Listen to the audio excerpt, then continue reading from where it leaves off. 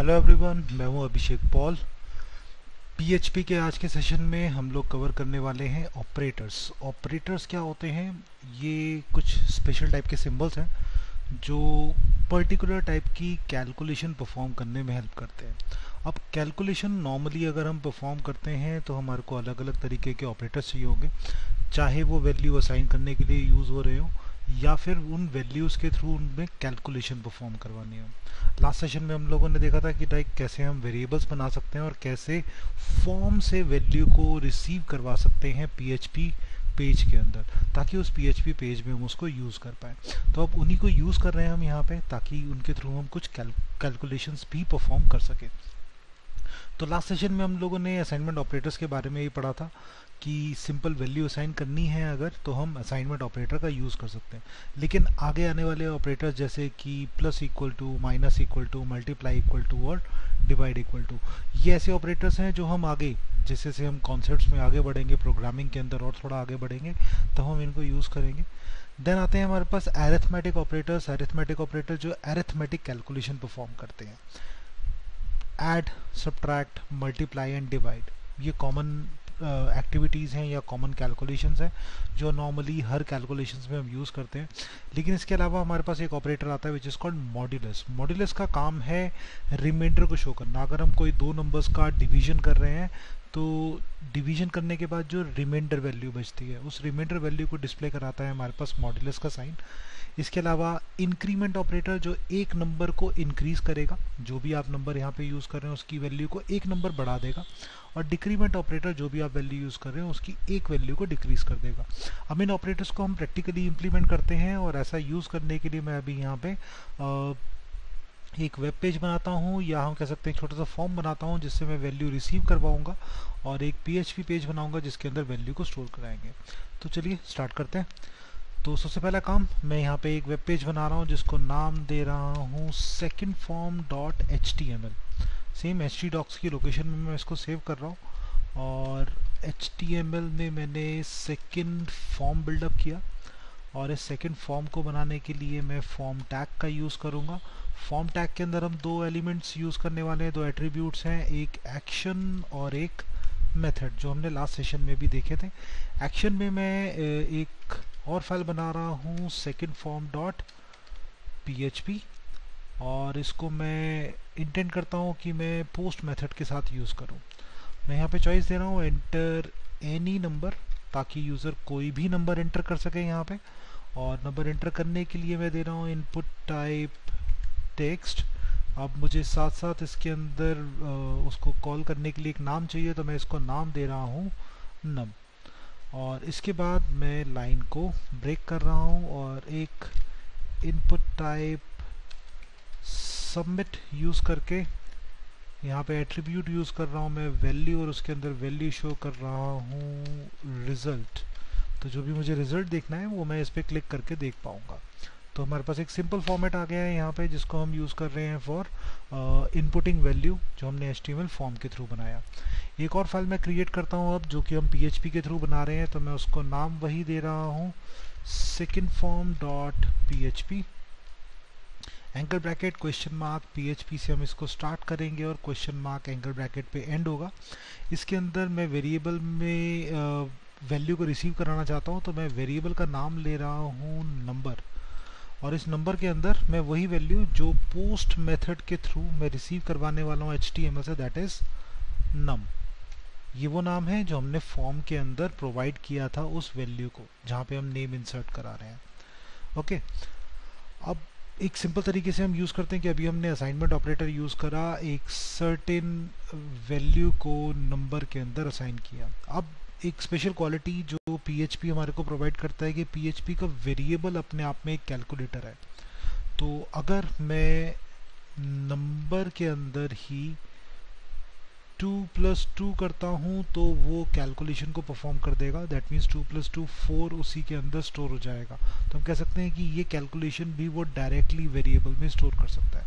लेकिन अभी for a start हम यहाँ पे इंक्रीमेंट ऑपरेटर का यूज़ करके देख रहे हैं, तो मैंने यहाँ पे प्लस यूज़ करा, इक्वल्स टू प्लस, और मैं चाहता हूँ कि जो भी वैल्यू नंबर के थ्रू आ रही है वो ऐडअप हो जाए। अब यहाँ पे वेरिएबल मैं बदल लेता हूँ क्योंकि यहाँ कन्फ्यूजन ना हो कि लाइक नंबर की वैल्यू नंबर में ही स्टोर हो रही है। तो मैंने यहाँ पे वेरिएबल का नाम रखा अपडेट। तो अपडेट नाम के वेरिएबल में मैं क्या चूज़ कर रहा हूँ कि जो भी नंबर से वैल्यू रिसीव होगी, दैट मीन्स फॉर्म से वैल्यू रिसीव होगी, उसकी वैल्यू को एक नंबर बढ़ा देगा और अपडेट को असाइन कर देगा। ऐसा करने के बाद मैं सेम एको का यूज़ कर रहा हूँ और एको के अंदर दिखा रहा हूँ अपडेटेड वैल्यू इज़, और जो भी वैल्यू है मैं वेरिएबल को प्रिंट करवा के डिस्प्ले करा रहा हूँ। सिंपल है, आई थिंक ये आपको बहुत इजीली समझ में आ रहा होगा। तो अब मैं इसी को रन करता हूँ एक बार अपने ब्राउज़र के ऊपर। तो मैंने चूज़ करा second form enter any number, मैंने चूज़ किया, मैंने नंबर टाइप कर दिया कुछ भी लाइक 10 और मैंने चूज़ करा रिज़ल्ट। तो यहाँ पे क्या करेगा, इंक्रीमेंट कर रहा है, एक वैल्यू इंक्रीज कर रहा है और उसने उसकी वैल्यू को अपडेट करके दिखा दिया, दिस इज़ 11। और जैसे मैंने कहा था पेज सोर्स में अगर आप जाएंगे तो आपको कोई कोडिंग नहीं दिखेगी, आपको सिर्फ और सिर्फ क्या दिखने वाला है, स्टेटमेंट्स। जो आपकी प्रोग्रामिंग कोड्स हैं वो हाइड हो जाते हैं PHP के अंदर, तो प्रोग्राम कोड हाइड हो रहे हैं और आपके पास सिर्फ एक सिंपल इंक्रीमेंट ऑपरेटर यहाँ पे यूज़ कर रहा है। अब लेट्स से अगर मुझे दो वेरिएबल्स के बीच में कैलकुलेशन करना होता तो मैं यहाँ पे दो वेरिएबल्स लेके चलता और मैं यहाँ पे चॉइस दे देता हूँ enter first number and enter second number.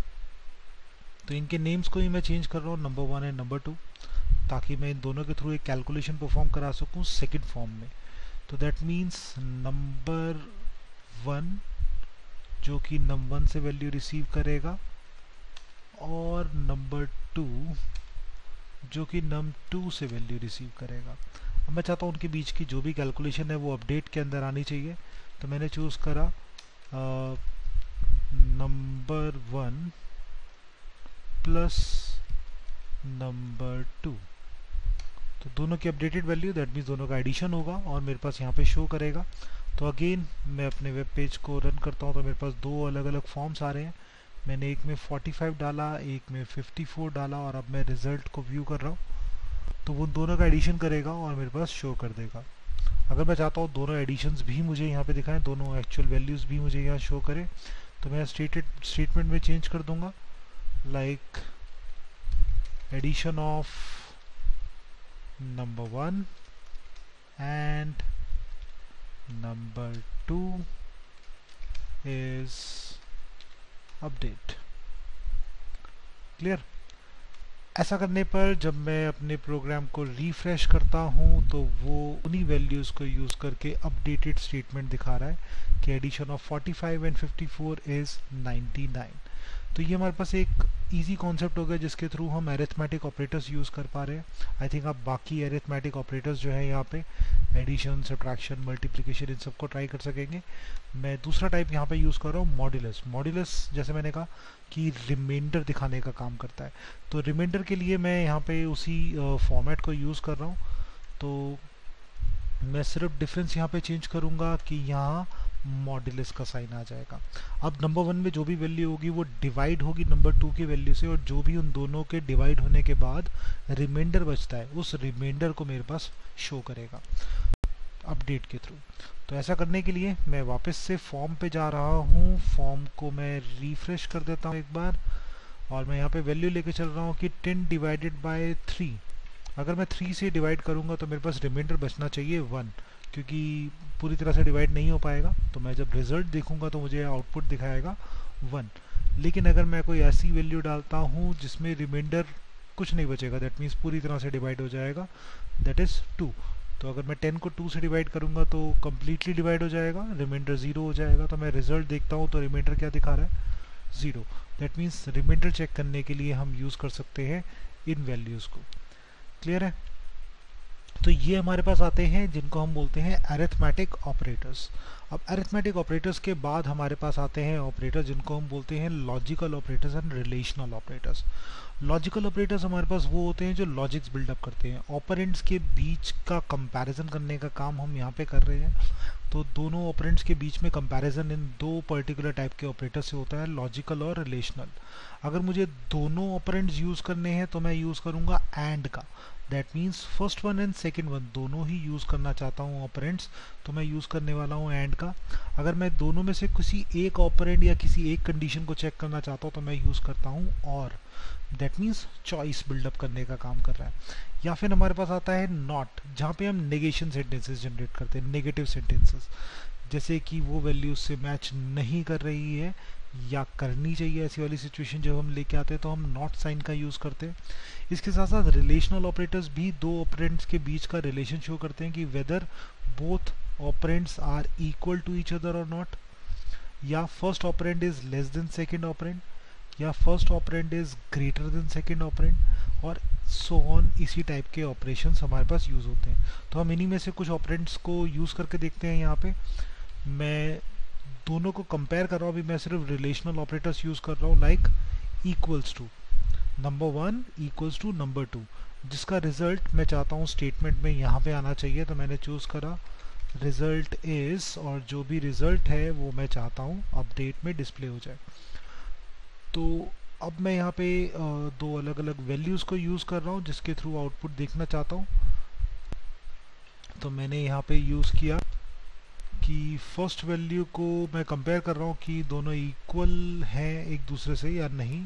तो मैंने चूज़ करा 10 equals to 10। If it is true तो मेरे पास आउटपुट दे रहा है 1, और अगर मैं यहाँ पे चूज़ करता हूँ 10 equals to 3 and it is false, तो मुझे कोई आउटपुट जनरेट नहीं कर रहा। या हम कह सकते हैं कि एम्प्टी या ज़ीरो आउटपुट, नल वैल्यू हम एक तरीके से कह सकते हैं कि ऐसी वैल्यू को जनरेट करता है। तो बेसिकली यहाँ पे लॉजिक बिल्डअप कर रहा है कि ट्रू डिस्प्ले होने पर हमें आउटपुट जनरेट करेगा 1 के फॉर्म में। सेम ऐसे ही अगर मैं यहाँ पे चेंज करता हूँ, मैं चूज़ कर रहा हूँ लेस देन। अगर नंबर 1 की वैल्यू लेस देन नंबर 2 होगी तो हमारे पास एक सर्टेन आउटपुट बिल्डअप करेगा। तो नंबर 1 की वैल्यू नंबर 2 से लेस है तो हमारे पास रिजल्ट जनरेट कर रहा है 1, दैट मीन्स ट्रू। लेकिन अगर नंबर 1 की वैल्यू लेस नहीं होगी नंबर 2 से तो हमारे पास एम्प्टी, या हम जिसको बोलते हैं नल वैल्यू जनरेट करता है। अब ये नल वैल्यू लॉजिकली चेक करने के लिए हमारे पास इंप्लीमेंट होता है। दैट मीन्स अगर वैल्यू मैच करेगी तो आउटपुट आएगा 1, अगर नहीं मैच करेगी तो वो नल वैल्यू स्टोर करेगा। इन्हीं लॉजिक्स को हम आगे प्रोग्रामिंग में यूज़ करते हैं ताकि अपनी चॉइस के आउटपुट बिल्डअप कर सके। सेम ऐसे ही अगर मैं किसी भी ऑपरेटर को यूज़ करता हूँ, लाइक मैं अगर चूज़ कर रहा हूँ कि दोनों वैल्यूज़ नॉट इक्वल होनी चाहिए, तो मैं नॉट इक्वल टू का साइन यूज़ करने वाला हूँ यहाँ पे। तो मैं जाता हूँ अपने कोड के अंदर और मैं चूज़ कर रहा हूँ first number is not equals to second number. अगर दोनों इक्वल नहीं है तो मेरे पास आउटपुट ट्रू दिखाएगा। तो ऐसी सिचुएशन में ही मुझे आउटपुट दिखा रहा है ट्रू, क्योंकि दोनों नंबर इक्वल नहीं है। तो ऐसे साइंस मैं यहाँ पे यूज़ कर पा रहा हूँ। अब एक और साइन मैं यूज़ करने वाला हूँ जिसको हम लॉजिकल ऑपरेटर्स में यूज़ कर रहे हैं। First value and second value equals to 20। मैं चाहता हूँ कि दोनों वैल्यूज़ नंबर 1 की वैल्यू और नंबर 2 की वैल्यू, दोनों की वैल्यू इक्वल्स टू 20 होनी चाहिए, तभी मेरे पास आउटपुट ट्रू दिखाए। तो ऐसा करने के लिए मैं अपने प्रोग्राम को रन करता हूँ। पहली वैल्यू को भी मैं 20 कर रहा हूँ, दूसरी वैल्यू को भी मैं 20 कर रहा हूँ, और जब मैं रिजल्ट देखूंगा तो दोनों वैल्यूज़ इक्वल्स टू 20 हैं, इसीलिए मेरे पास आउटपुट दे रहा है 1। या फिर मैं यहाँ पे साइन यूज़ कर रहा हूँ और का, 2 बार बार साइन को मैं यूज़ करूँगा। बार साइन यूज़ करने से हमारे पास चॉइस देगा कि दोनों में से कोई एक कंडीशन ट्रू होनी चाहिए, आइदर फर्स्ट वैल्यू और सेकेंड वैल्यू दोनों में से कोई एक इक्वल्स टू 20 होना चाहिए। तो दोनों में से एक 20 के इक्वल है, तो इसीलिए मुझे आउटपुट दिखा रहा है ट्रू। तो ये हमारे पास ऑपरेटर्स हैं जो पर्टिकुलरली हम PHP के साथ यूज़ करते हैं, जिनको हम कंसिडर करते हैं assignment operators, arithmetic operators, relational operators and logical operators. तो ये ऑपरेटर्स हमारे को हेल्प करते हैं ताकि हम अलग अलग टाइप की कैलकुलेशंस या लॉजिक को बिल्डअप कर सकें। आप इन्हीं ऑपरेटर्स को एक बार ट्राई करके देखिए, आप अलग अलग वैल्यूज़ इसमें पास करके देखिए। आप जितना ज़्यादा इसके साथ यूज टू हो पाएंगे उतना ही बेटर है आगे प्रोग्रामिंग को अंडरस्टैंड करने में या प्रोग्रामिंग को इम्प्लीमेंट करने के लिए। सो गाइज़, अगर आपको ये वीडियो अच्छा लगा तो आप इसको लाइक कर दीजिए और शेयर कर दीजिए ताकि और भी लोग इसको सीख सकें, और मेरे चैनल को सब्सक्राइब कर लीजिए ताकि आप जो भी नए वीडियोस आ रहे हैं उनके बारे में अपडेट ले सकें, आप उनको व्यू कर सकें। So have a nice day, bye bye.